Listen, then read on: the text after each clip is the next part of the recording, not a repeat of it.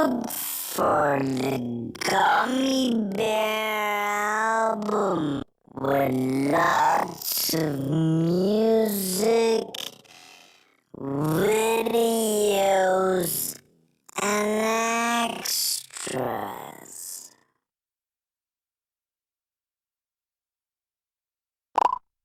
Oh.